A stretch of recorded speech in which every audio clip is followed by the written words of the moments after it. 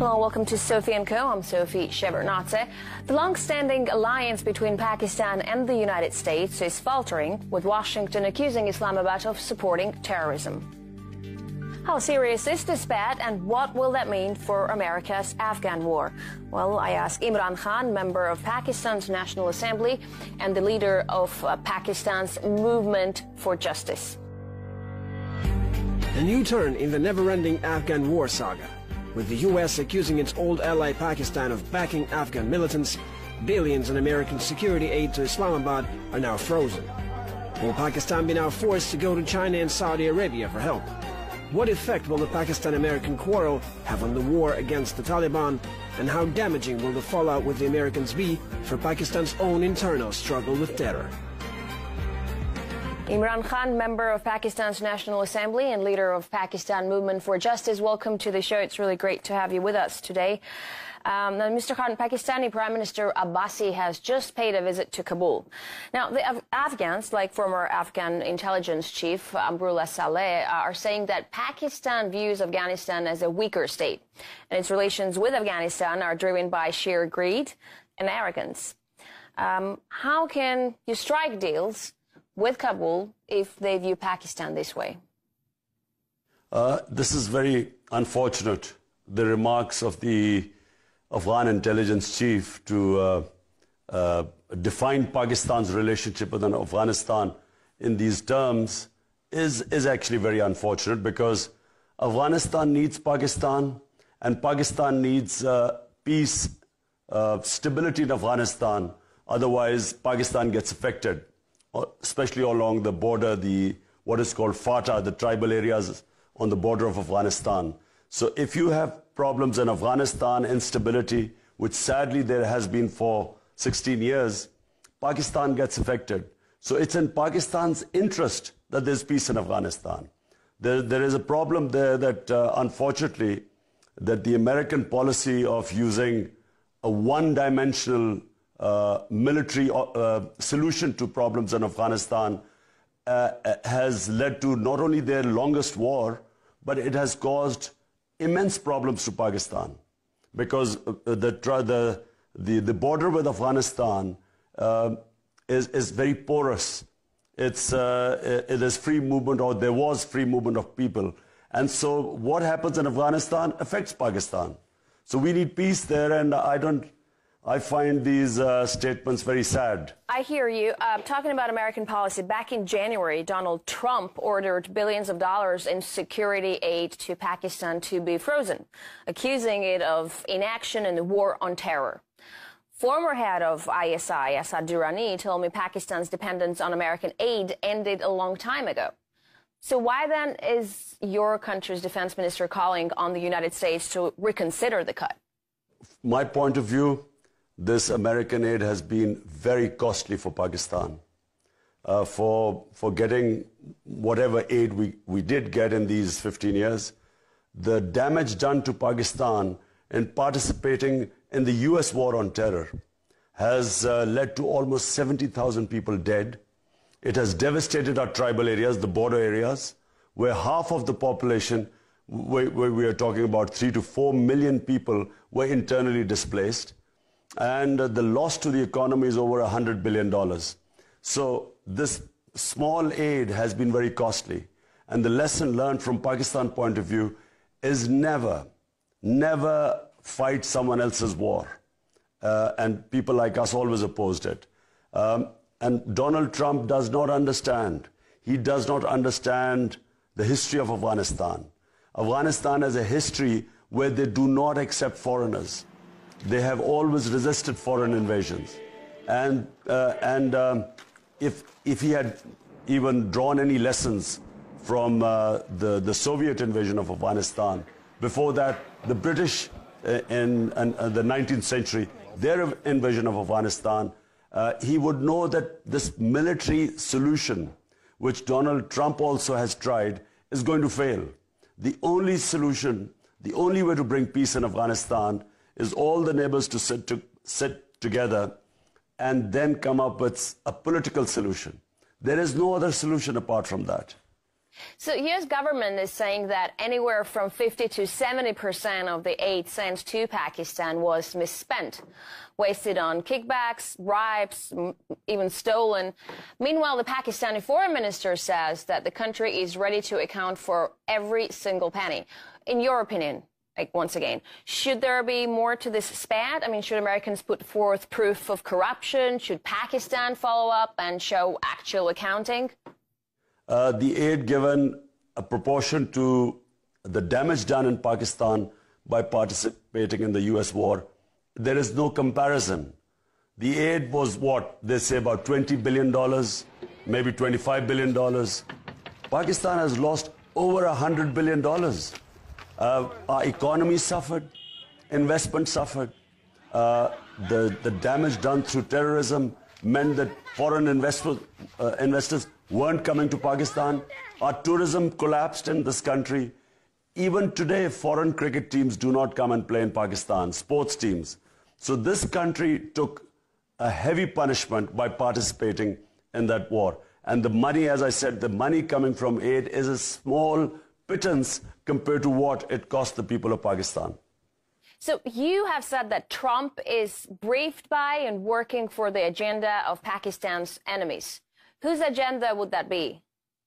Well, the things that Donald Trump has said, he's actually applauded India's role in the war on terror, and he's actually blamed Pakistan for the US not winning in Afghanistan. Now, and then he's blamed Pakistan for terrorism. Now, this is exactly what India says about Pakistan. And so, therefore, it was extremely hurtful for people of this country that they participated in a war that was not Pakistan's war. There were no Pakistanis involved in 9/11. Al-Qaeda was in Afghanistan. There were no militant Taliban in Pakistan.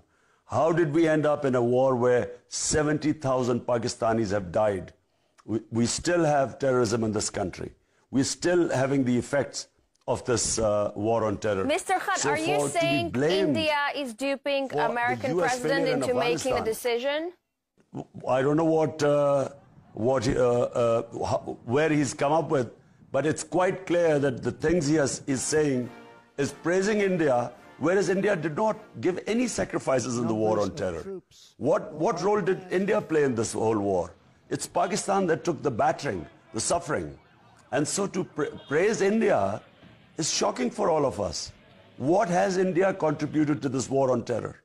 And to give India a role in Afghanistan, India does not have a border with Afghanistan.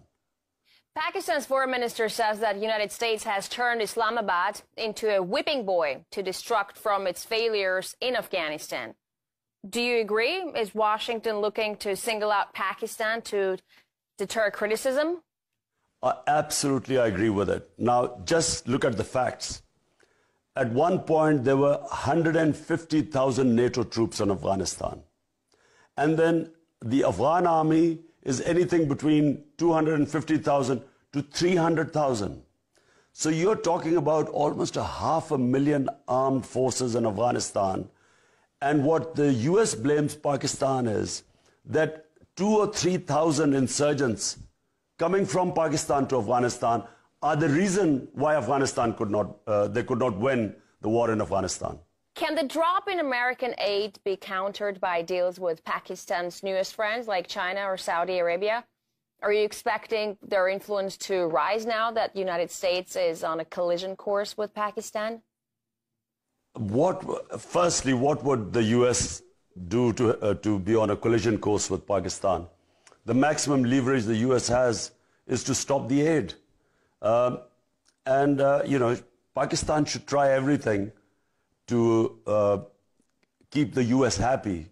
But the problem is when the US expects Pakistan to win the mess it has made in Afghanistan, it expects Pakistan to somehow win the war which they're badly lost in Afghanistan. And when I say lost, I mean they haven't won. All the Taliban have to do to win the war is not to lose. So what the US expects Pakistan to do is what it has not been able to succeed in Afghanistan. And clearly Pakistan has limitations. And if Pakistan, what they want to do is to take action against these Taliban groups supposedly operating from Pakistan, well, then they should tell us where are these groups. They're talking about the Haqqani network. At its peak, the Haqqani network would have maximum 2,000, 2,500 men in Pakistan. That surely cannot be the reason why they've lost. They have not been able to win in 16 years. What I feel is that the American policy of military actions, collateral damage. I don't know whether you have seen in Kunduz, they bombed a madrasa, killed 100 children. Now that 100 children killed by American bomb means that this will raise hatred in Afghanistan, and hatred means more recruits, and so it's an ongoing circle.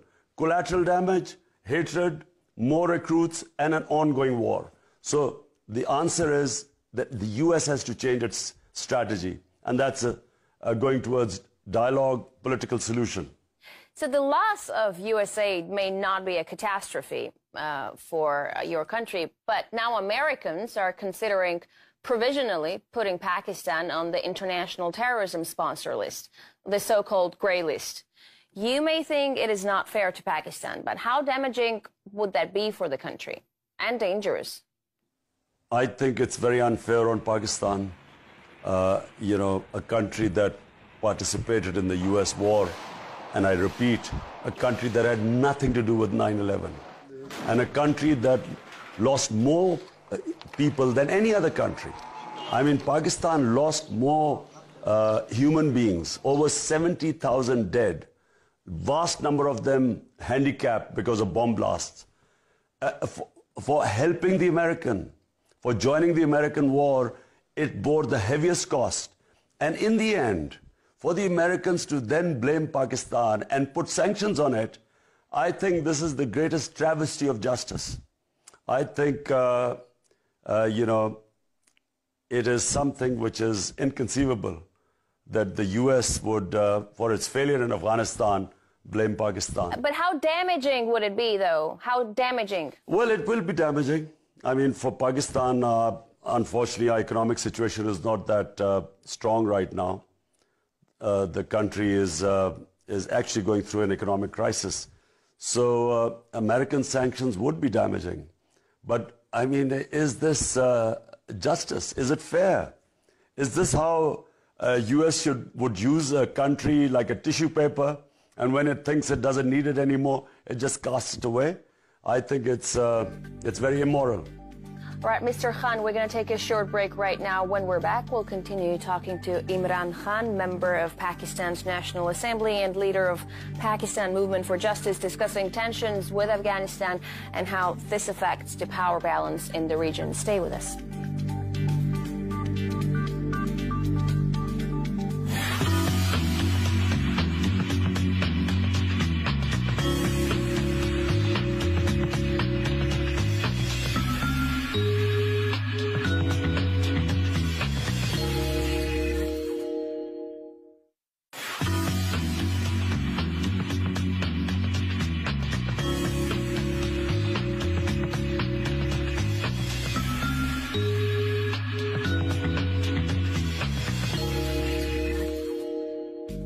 And we're back with Imran Khan, member of Pakistan's National Assembly and leader of Pakistan Movement for Justice, discussing Islamabad's faltering relations with the United States and their impact on the Afghan peace process.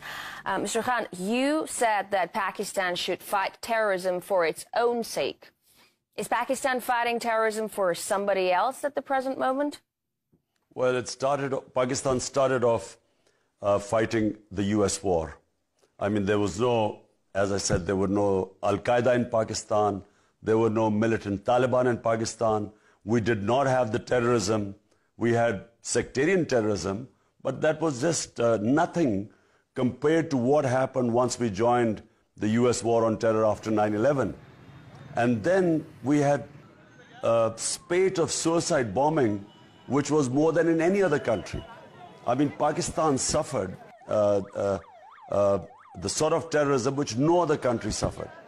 And there was a point in 2010-11 where, the people were worried about the future of our country. We were falling apart.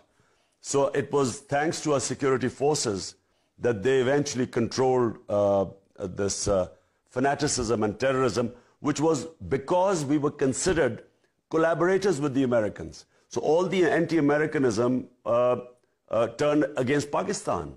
So people were attacking Pakistan's security forces because they thought we were collaborating with the US. So the anger against the US was the brunt was borne by Pakistan. Afghan politicians are openly saying that Pakistan is supporting the Taliban. It's become somewhat of an open secret, and even some former Pakistani officials are admitting to that, like Musharraf even. How can Pakistan be fighting terrorists with one hand and then supporting them with another? Well, there are two different things. One are the so-called Taliban who are attacking Pakistan. Pakistani forces, security forces who are indulging in terrorism in Pakistan. On the other hand are the Afghan Taliban who are fighting in Afghanistan. Now what Pakistan says is that the terrorism coming into Pakistan is from Afghanistan, and Afghanistan is saying that the terrorism coming into Afghanistan, or that they cannot win in Afghanistan because of the insurgents, which is Afghan Taliban, going in from Pakistani borders. My point is that clearly, first of all, there's a huge part of Afghanistan, some say 40%, some say 50%, which is not in the control of the Afghan government. So why would all these Taliban have to come to Pakistan if there is so much space available for them to operate from within Afghanistan? That's number one point. Number two, given that there is not going to be peace in Afghanistan unless there is a political settlement, so should not the Afghan government and the Americans be telling Pakistan to use their influence on the Afghan Taliban to get them for peace talks? So surely Pakistan's role right now should not be trying killing more people and creating more problems for a country that has taken the most beating, most suffering in the war on terror. Rather, it should be helping in the dialogue and the peace process with its influence on the Afghan Taliban. Is Pakistan actually capable of getting its multiple militant groups under control on the Afghan border and in Kashmir? International community is saying that Pakistan tolerates militants, but does Pakistan have enough strength to eradicate them if you wanted to? I mean, the Pakistani Taliban are even listing you and your family as targets. Can they be stopped? The Pakistan Taliban have, their strength has been greatly reduced. Ever since the American footprint reduced in Afghanistan, the level of fanaticism went down in our country. No longer were Pakistani security forces supposed to be collaborators of the Americans. Hence, the recruitment for Pakistani Taliban went down and the fanaticism went down. And so Pakistani security forces have more or less controlled what is called the TTP, the Pakistan Taliban. Problem is in Afghanistan now. If Afghanistan is secure, settled, stable, then there would be peace in Pakistan. The problem is that because Afghanistan is unsettled, we keep having attacks from Afghanistan on the Pakistani soil right now. Because the Pakistani forces have controlled the Pakistani areas, more or less now. There are still incidents, but much fewer. Problem in Kashmir, that for the last 25 years, there are almost 600 to 700,000 Indian troops in Kashmir. There are violations of human rights. The local population has turned against the Indian army. The people have risen up against India in peaceful protests. Now, India blames Pakistan for what is going on in Kashmir. In Kashmir, it is an indigenous struggle. This is not a struggle fueled by Pakistan. Why don't they give the Kashmiris right to decide what they want, what is their democratic right to decide their future? But they do not give them that right. They're using the forces to suppress that a democratic freedom struggle, and they blame Pakistan for what is going on in Kashmir, which again is unfair. Now, so we have two fronts. One is India, blaming all what is happening in Kashmir on Pakistan. The other is the US and the Afghan government blaming for the instability in Afghanistan on Pakistan. That's the problem with Pakistan right now. Unfortunately, where Pakistan has failed, we did not project our point of view internationally on the diplomatic level. We have failed to really project what is happening in Kashmir, and at the same time, the sacrifices Pakistan has given in the US war on terror, and Pakistan is not responsible for what is happening in Afghanistan. You've said that if hundreds of thousands of NATO troops couldn't change the situation in Afghanistan, additional troops the U.S. is sending there annually is only going to prolong the agony. Do you mean to say that Afghanistan is finished as a state and should be left alone, die peacefully? No, not at all. I think Afghanistan has a very proud history. Its people have suffered more than probably any other country, because they've been suffering almost 40 years. They've been suffering this conflict, strife, instability. And so if any people deserve peace, it's people of Afghanistan. And the only way that can be achieved is if all the neighbors sit on the table and bring the Afghan Taliban and the Afghan government on the table. That's the only way. Unfortunately, there is until very recently, the Americans were not willing to talk to the Afghan Taliban. Only now they have accepted that there should be dialogue. But this one-dimensional policy of just using military means to achieve peace, it had failed a long time back. There was a time when Obama came to power, and there was and Holbrooke was the rep in Afghanistan, and he almost got the Taliban to sit on the table for a dialogue. But unfortunately, the surge spearheaded by Patriots, that surge is what sabotaged these peace talks, and actually that led to more bloodshed. Now, Trump initially tried the same thing again, hoping that, by attacking the Taliban, he would bring them to the table, but that's failed. And now I think there is a consensus everywhere that the only way peace can be achieved in Afghanistan is through dialogue and all neighbors sitting on the table. But that's the most important thing to help the people of Afghanistan. So, Hamid Karzai told me in a recent interview that Pakistan's policy towards his country is defined by its rivalry with India. Why is it so bad for Pakistan if Afghanistan becomes India's friend? Well, it's because the signals coming from India are extremely aggressive. Ever since Mr. Narendra Modi's prime ministership, India has stanced towards Pakistan as not only aggressive, but the whole their foreign policy is to isolate Pakistan.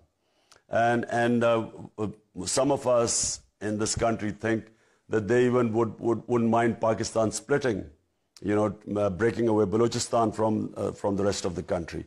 So clearly, Pakistan is worried that if they face India on two fronts, meaning long eastern border, and then if Afghanistan becomes an Indian satellite, which is the big fear with the Pakistan security forces, then Pakistan is struggling on two fronts. So it's out of this insecurity that Hamid Karzai is right. The policy is determined by security issues, yes. So both countries, India and Pakistan, saying how tense their relations are, have military plans for a conflict. Recently, Pakistan adopted a doctrine of using low-yield nuclear weapons in case of a major war with India. Is Islamabad really ready to use nuclear weapons on the Indian subcontinent? That is the nightmare scenario, and that's why it's very important to resolve our differences, India and Pakistan, to sit on a table and have some sort of roadmap to resolve their issues. Problem is, I repeat again, the Prime Minister Narendra Modi, his policy ever since he's come into power, it's extremely aggressive and it is hostile towards Pakistan, which obviously Pakistan being much smaller than India, it has made the country very insecure. The governments are insecure. Our security establishment is insecure. Bearing in mind that we are two nuclear-armed countries, the best way is that we sit down and resolve our differences. But unfortunately, so far, India's response has been arrogant and very aggressive. And whatever happens, the moment any sort of talks start or have in the past, one terrorist incident then derails the whole process. We are back to square one. What we really need is a strong, determined leadership in both the countries, a leadership that has the ability to take the pressure from that small lobby in both countries which does not want peace. And come what may, whatever happens, whatever little incidents happen, the two countries stick to a roadmap of peace. And the peace has to be a resolution of the Kashmir issue. So unfortunately, at the moment, I don't see that dialogue happening. But in the future, it is the only solution that the two countries sit together and resolve this issue of Kashmir so that we can live side by side as civilized neighbors. All right, Mr. Khan, thank you very much for this interview. Good luck with the elections. We were talking to Imran Khan, member of Pakistan's National Assembly and leader of Pakistan Movement for Justice, discussing the rift between Islamabad and Washington and its implications for the peace process in Afghanistan. That's it for this edition of Sophie & Co. I'll see you next time.